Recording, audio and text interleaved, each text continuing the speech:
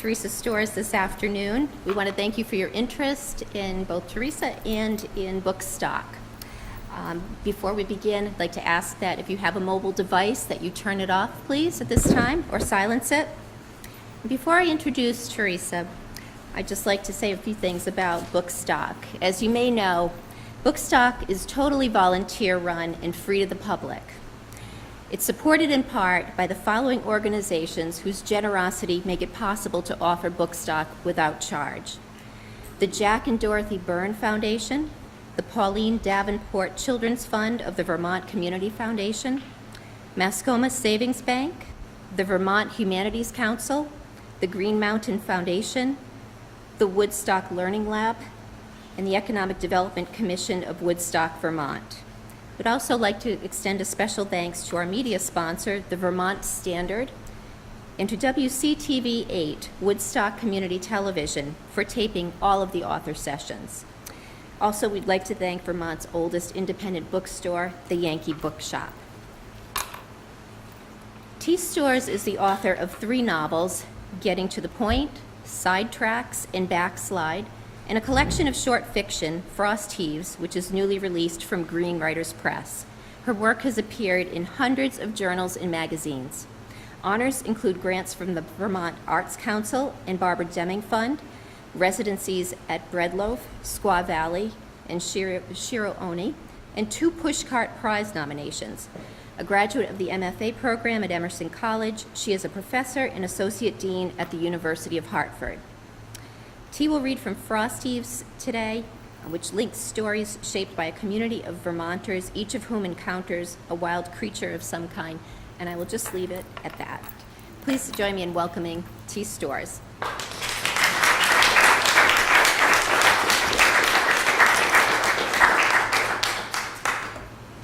Try to balance this without it falling off, because I know I will be thirsty. It's a thirsty afternoon. Good afternoon. Thank you all for coming. And thank you, Cheryl, for that introduction. That's very nice. I am so happy to be here at Bookstock, and I'm so happy to have the new book in my hands and out in the world. I want to introduce Frost Heaves by reading first the quote that is the epigraph that begins this book. A human being is a part of the whole called by us universe, a part limited in time and space.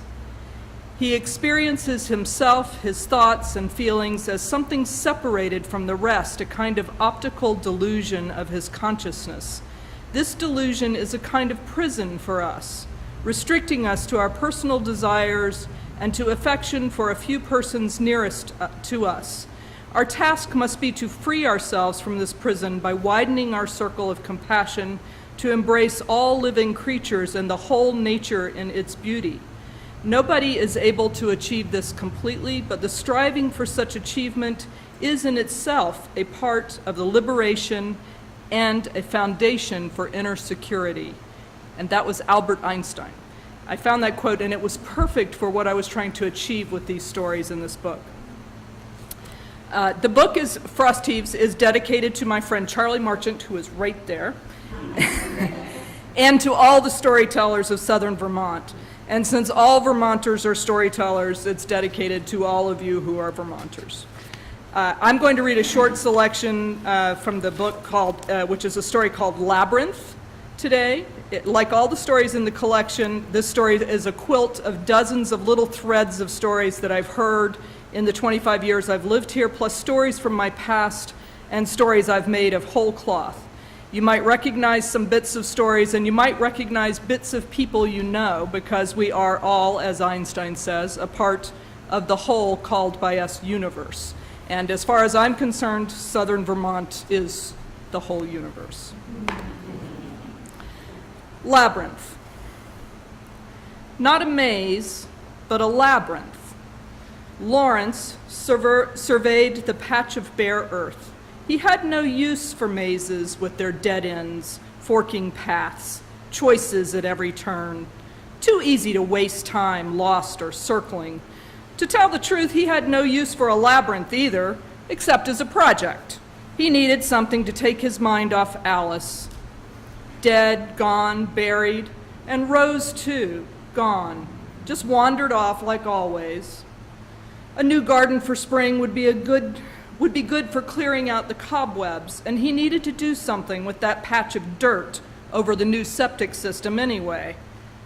Lawrence stood with his tools surveying the flat stretch of bare earth, the leach field stretching downhill underground below him.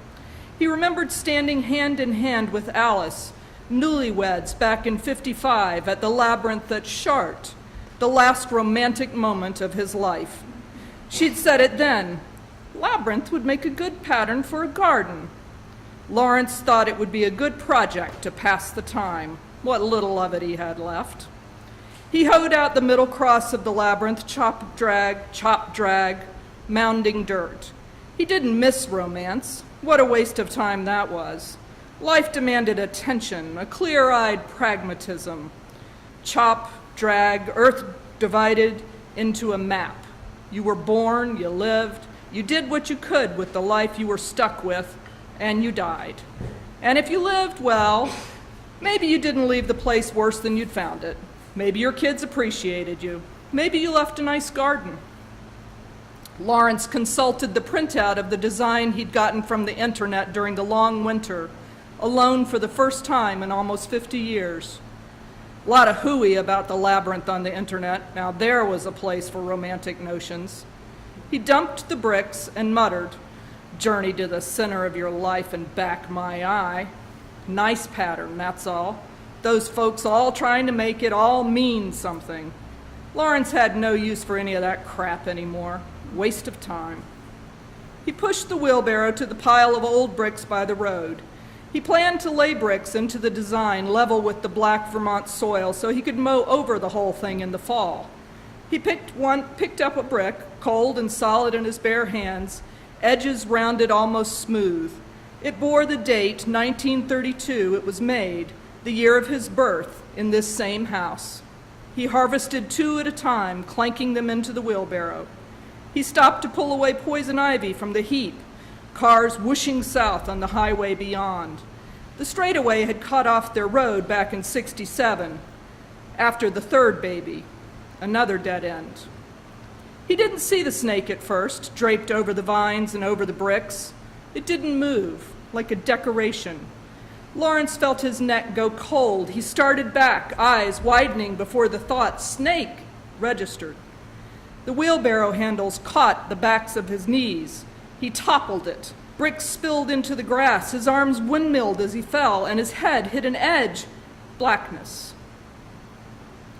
A machine steaming with black tar, black tar, black tar. Men pickaxed the bricks from the road and piled them on the edge of the property. Black tar to make the new road. He remembered his father's hands as cool and rough as the bricks as he twirled him around in the air, singing, "Swing low, sweet chariot, coming to carry me home." Pap died when he was 7. Tree fell on him at the logging camp.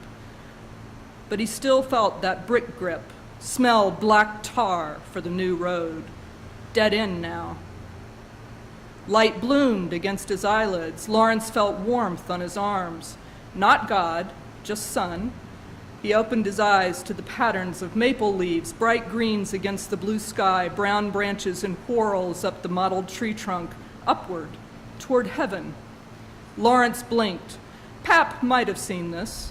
Had his God helped him in his last bit of time? No, none of them. Lawrence touched the side of his head where a lump bulged, just a scratch. He couldn't have been out for more than a minute. He rolled onto his side. The snake, still draped over the pile of bricks, hadn't moved. It was a milk snake. At least that's the name Pap and Mother always used. A constructor, a short, thick snake, patterned in orange rectangular blotches, edged with black. Good for keeping the mice out of the barn. Not poisonous, not dangerous, except for clumsy old men. Lawrence resat his hat on his head. The snake seemed heavy with heat, the curves pressing over the heap of bricks. Lawrence rolled to his knees, then pushed himself to his feet. He rested a minute. The snake moved almost imperceptibly, then stopped. When he'd caught his breath and all dizziness had passed, Lawrence reloaded the bricks. Maybe the snake would be gone when he got back. He hated to bother it, so calm, so still. He trundled the loaded wheelbarrow across the yard. Here, his mother had hung sheets, shirts, and trousers, laundry for working men that kept them fed after Pap died, on lines crisscrossing the yard. He used to run here between the clotheslines, tree to wall to post, twisting starched rows to nowhere, fabrics billowing in the wind. Mother yelled, "Keep those filthy hands off!" Lawrence remembered his mother's red fingers dropping seeds into his own palm. Idle hands are the devil's workshop, she'd always said. She thought milk snakes drank from the udders of cows, too. Mother took 10 years to die of the TB, not like Pap, more like Alice, his wife, with the cancer, that maze of chemo and hair loss and hospitals and home again. Men don't linger, don't hang on like that. Boy grows up quick tending the sick, Lawrence reckoned. He'd drop over quick someday, too, likely soon, maybe next time he saw a snake. After a sandwich and a dab of rubbing alcohol to the bump on his head, Lawrence edged the path of the labyrinth pattern in a double row of red brick, around then in toward the center. Oriental poppies, echinacea, lupine, and columbine would divide the paths in the garden areas between the bricks. He'd seed the paths with grass. He thought of walking barefoot on spring grass when he'd been a boy. No choice back then, no extra money to waste on shoes. Penny saved, penny earned. Waste of money like time is a sin, his mother had always said. Now Lawrence thought maybe he'd take off his shoes and walk barefoot in summer through the labyrinth, turning around and back on himself. Touched his head. Bump must have addled his brains. What to put at the center? He liked fruit trees, practical, useful, but you couldn't plant a tree over a leach field. Roots might eat the pipes. Bench then. A bird bath, maybe both. Alice would have liked that. A still place where she might hold his hand and watch the birds. He remembered her holding his hand over her heart at Chart, her breath on his knuckles. Alice's whisper had seemed loud in the great cathedral, "You are my center." That hand had felt as warm as the earth in the sun. He had been aroused about it even in church, before that God in whom he had since stopped believing. He had felt ashamed, excited, dangerous, sinful. Lawrence dragged chunks of granite from the stone wall, watching for snakes. He wouldn't be surprised again. He turned first one then the other over and over, rolling it to the center of the labyrinth garden. He would need a plank to make the bench. Though he'd never been one to sit still for long, he might have stopped with Alice for an instant, but then he would have noticed a branch fallen in the flowers, or some deadheading, or weeds that wanted pulling. She had been a sentimental woman, holding hands like they were youngsters with nothing else to do. Retired ain't dead, he'd always said. Lawrence pushed at a brick that wasn't level with the earth and flexed his fingers, the arthritis aching a little. I should have stopped longer with her. Alice's hands had pulled him down into the French comforter again and again in their room in Paris on their honeymoon. The skin of her hand on his belly had been smooth, so bad and so good, all at once, a new life for him. Then the babies had come and died. That third one, Forrest, making it all the way to 2 before the sick took him, before Rose. Lawrence pushed the wheelbarrow back to the brick pile. The milk snake had inched a little further along. He paused. It was shedding. The thin, translucent layer, a version of itself, had slipped away. The bricks snagged at the snake's belly, freeing him from the old skin. About half the skin dangled from his tail. The snake seemed completely still. Lawrence loaded up without disturbing him and headed back to his project. He connected the dots to the ends of the pattern with the curving lines described in the diagram, one brick after another, until the circuit was whole. His shoulders ached with wheelbarrowing, his bones stiff. He held the hoe like a baby's tiny hand had curled his thumb. He couldn't remember which one. Maybe it didn't matter. A baby holds on for all time whether he lives on or not, at least till they wander off. Black flies swarmed when he turned the afternoon earth. Earthworms, those ugly pink brothers of serpents, worked back down into the darkness again and again. Back around the house to the barn, to the brick pile, 3/4 of the snake was out of his old skin, new scales glistening in the spring sun. Lawrence went into the barn, waiting for his eyes to adjust to the darkness, listening. He found a thick board about 5 feet long, rough-hewn. In the light that slivered through the sides of the barn to pattern the stone floor, something moved. Maybe a mouse, maybe a ghost if you believed in such things. Alice had, part of her romantic side. "I'll wait for you on the other side," she'd said. But he didn't believe in heaven any more than sitting still. Lawrence went inside for a drink and then carried the bench seat back to the garden center where he balanced it on the granite blocks. Time slanted tree shadows across the labyrinth. Evening approached. Lawrence brought out seedlings in plastic trays from the cold frame and went to the cellar for the bags of perennial corms that Alice had watched him divide last fall. "Don't hate me for dying, Lawrence," she'd said, her wheelchair perched at the edge of the slate patio. "Don't hate God." He tucked in the little plants. Annual seeds, nasturtiums and marigolds, he poked directly into empty patches of crumbling dirt. No God to hate. He tossed an earthworm to the robin lurking on the edge of the labyrinth. For Rose, the strange child who had finally stuck in Alice's womb, who had finally lived into a whole blonde adolescence and adulthood, he mixed the seeds for bluets into the grass seed to be scattered along the path. She had liked bluets. Maybe Rose would come to see his labyrinth when the flowers bloomed. Lawrence remembered Rose's little hands wringing bouquets of shredded bluets brought late to the dinner table. "Wash your hands, Rose," he'd said. "Cleanliness is next to godliness." Rose, whom he'd never really expected to stay. Rose, who had stood on the pile of old bricks to watch the world rush past on the new highway. "Where does it go, Daddy? Why are they going, Daddy? Why?"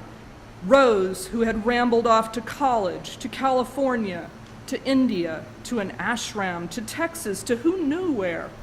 Like a vine, like a weed, a dandelion on the wind. Lawrence raked the seed into the soil of the paths between the bricks, sweeping the tines to fan the lines into arcs, looking for something to believe, some romance she was. Lawrence didn't believe a hoot of that blather on the internet about the labyrinth's spiritual purposes, foolishness. New Agers, romantics like Alice, wanting to scatter the garden seed instead of planting in rows, and a neat pattern with a plan, a map. And then she'd be surprised when the weeds choked out the vegetables or a carrot turned up in the pumpkins. Like Rose, who hadn't even had enough sense to keep touch with her old folks. Surprised when an old sick mother up and dies and she hasn't heard in time for the funeral. Sorry, Rose, too late for Alice. Lawrence punched little holes in the dirt with his hoe and dropped in corms. The soil pushed under his nails as he buried them, painful and cold. He wound his way along the path, planting and mulching as he moved inward toward the center on his knees. He wore the pads she had given him for Father's Day. "I know you won't wear them," she'd said. In the middle of the garden, he sat on Alice's bench. It wobbled, needed another stone for balance. The center wanted for something else too, a bird bath, a special plant maybe. He brushed dirt from his hands, rubbed the knots of his knuckles. The robin ran crossways over the pattern, stopped and yanked out an earthworm. A car whooshed past on the highway. Lawrence stood.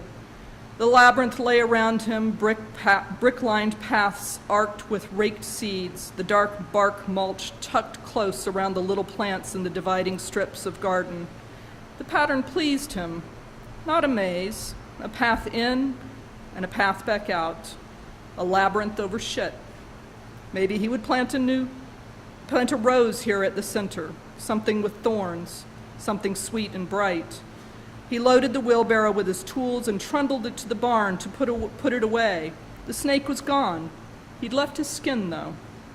Lawrence picked it up. It felt like air, like lace, skin as translucent as frost, faintly patterned, like Alice's thin, papery hand on the hospital bed, the ugly IV tube still puncturing it, the blue veins fading as the blood settled. Why had they left him all alone? Little Rose would have kept the snakeskin to show him when he came in from work. She would have met the car and taken his hand and led him to the spot where the old snake had become a new snake. The world had seemed hers, and she had shown it to him, holding his hand. Lawrence held the snakeskin, saw his own mottled brown hand shaking a little. How had he gotten so old? He carried it to the labyrinth and walked the path that turned back and forth, in and around, to the center, where he laid it on the bench next to him. If Alice were a ghost, this is where she would come. He listened to the breeze, watched the slant of long tree shadows. He was still, waiting. Rose should come home. Lawrence sat still. She would not hesitate to walk the grass path of the labyrinth, bluets between her bare toes. He would go in and find the number of the ashram, wherever. He would call her, now. I'm sorry, I will say. I will say to her, come home. In the wind, the snakeskin whispered something dry, a hiss, a snicker. Rose would laugh too, he knew. The romance of a labyrinth, just like him to plant it over shit. Thank you.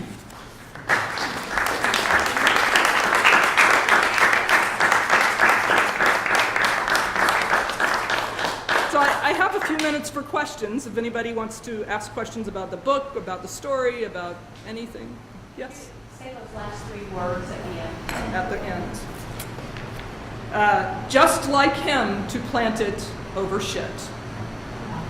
Because he planted it over a septic system. If you live in Vermont, you know about septic systems, and when you have a new septic system, there's this beautiful, smooth place that's just nice dirt.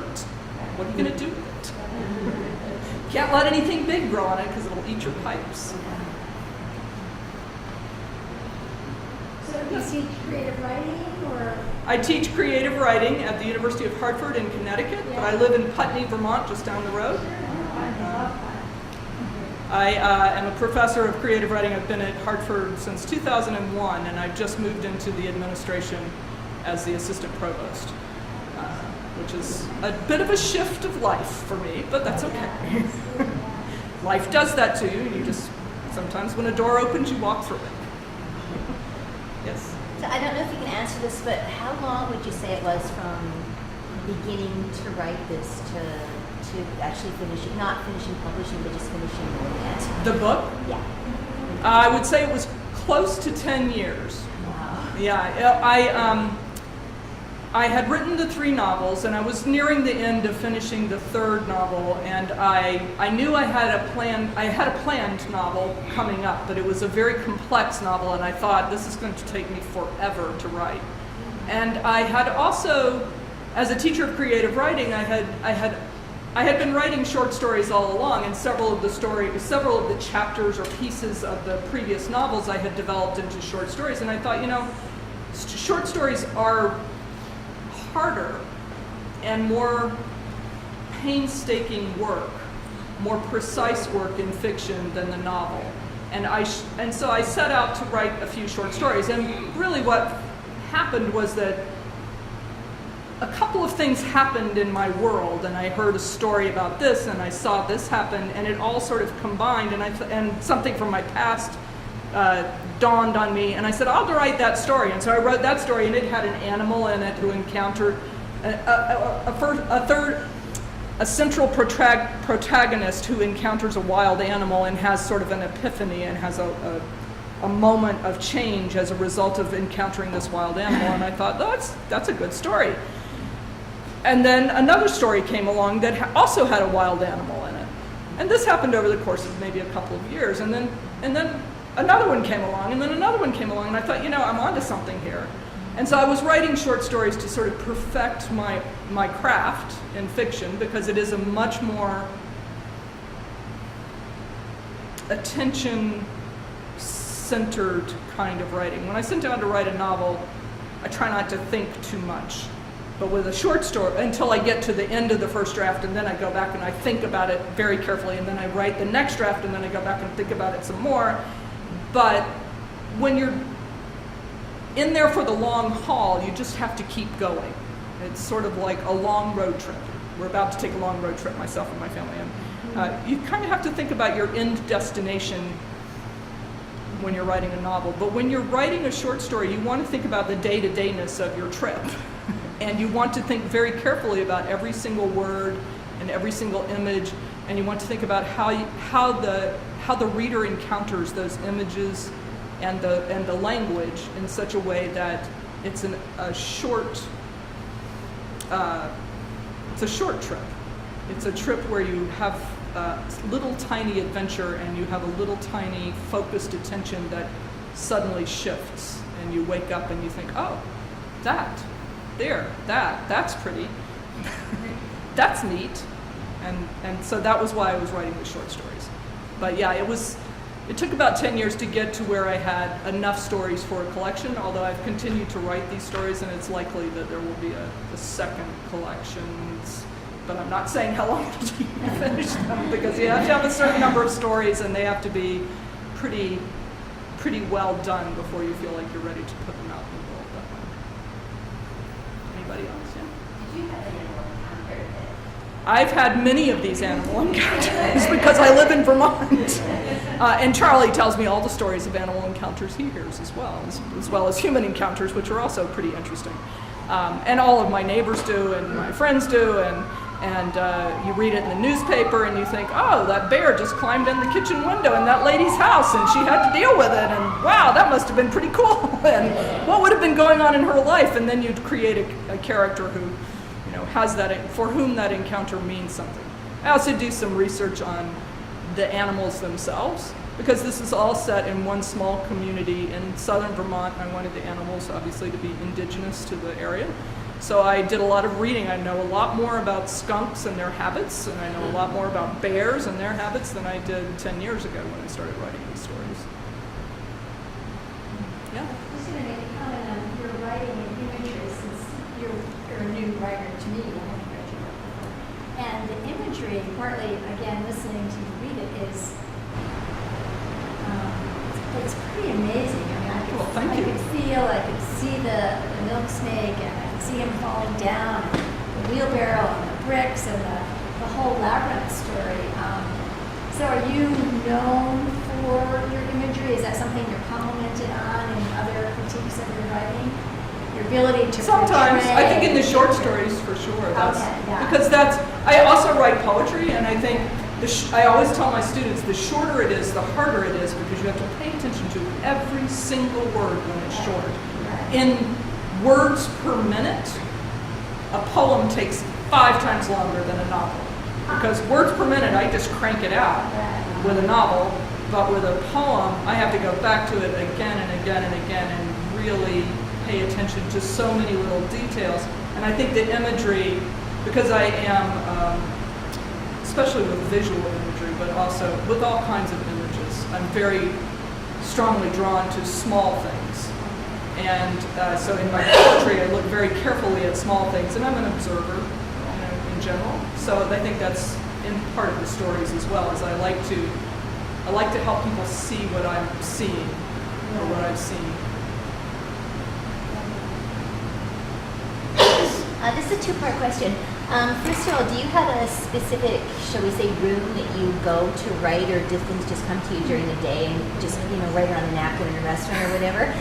The second part of the question is, wild animals aside, is there something particular about the state of Vermont that made you want to come here and write? Oh, absolutely, both of those things. I can answer both of them. The first question, do I have a place? I have an incredibly beautiful writing room now. When I was writing these stories, not so much. One of the things that I have learned as I have gotten older is that you can't always have the perfect writing place and situation and you sometimes just have to squeeze it in wherever you have a free moment. And I commute to the University of Hartford, most of the time a couple of days a week, and that's about an hour and a half drive from my house. So very often I will especially if I'm working on a short story, for most of these short stories, at some point in the drafting or the revising of the stories, I would turn off the radio in the car and I would set myself a problem with that story. And I would try to solve that problem just thinking about it while I drove in the silence. And that's a real gift, an hour and a half where you just think about something. Now obviously my mind would wander and then I would circle back to it, and then my mind would wander and then I would circle back to it. And often by the next day I would have that problem solved with the story, just from the benefit of letting my mind work on it a little bit and giving it some focused attention. I have to admit that I don't ever use my cell phone in the car, but I do have a piece of paper and a pen on the center console, and I have been known to scribble things down as I was driving. I do have a beautiful writing room, and I absolutely adore it, and I try to write every morning about at dawn. I wake up pretty early, I'm an early riser, and I try to write for at least a short time every day, but it doesn't always work. What I learned when my kids, we have twins, when my kids were born, I learned that there is no schedule really that anyone can keep ever, and you just have to take whatever free seconds you have. You jot things down. The other question was about Vermont, other than the animals. What I tried to do in the book, and one of the things that is not really apparent from this particular story, is that when I started putting together the collection of stories, and I started really thinking about it as a collection, I knew that one of the things that I wanted to do was I wanted to try to evoke the sense of community that exists in Vermont. I think one of the things that is really unique about living in a place like this, which is both very rural and somewhat isolated and sort of harsh, especially in the winter, but also a very small population and also really close, especially where I live, to New York and Boston and all those urban centers. So you get all those urban people coming through all the time. You get a lot of influence from outside. One of the things that I've realized and that I've noticed and that I love about Vermont is that you are forced to interact with every kind of person. You cannot choose to just be with people who are like you, because there just aren't enough people to do that. You have to, and I love that. I love the diversity of community.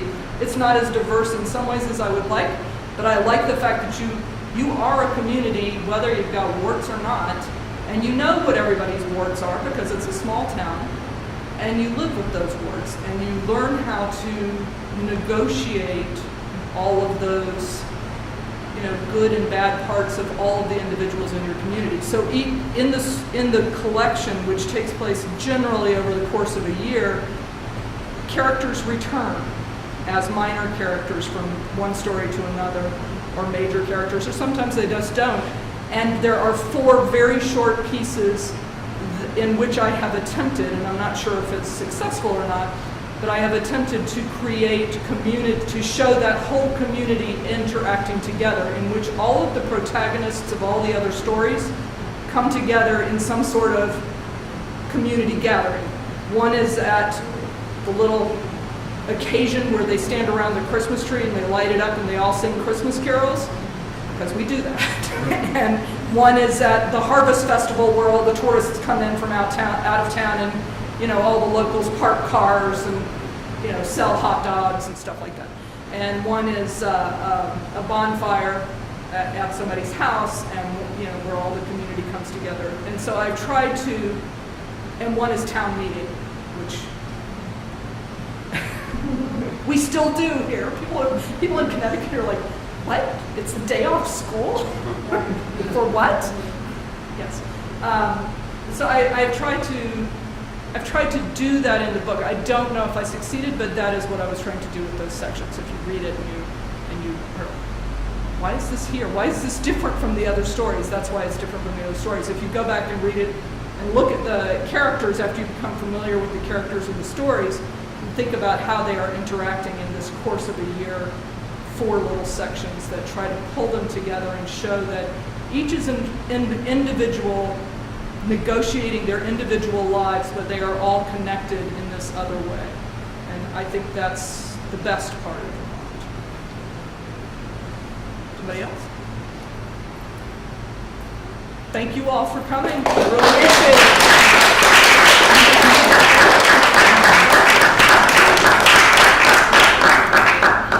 Thank you, Teresa. Before you all leave, I just want to say that we operate on grants and local generosity and donations. So if you see one of the donation containers, please think about dropping something in. It will be greatly appreciated. And you probably all saw on your way in that there were tables with books, that there's a table with books, and Teresa will be down there signing some of her books. So please take a moment to stop by her table, talk to her, buy one of her books, and thank you all for coming.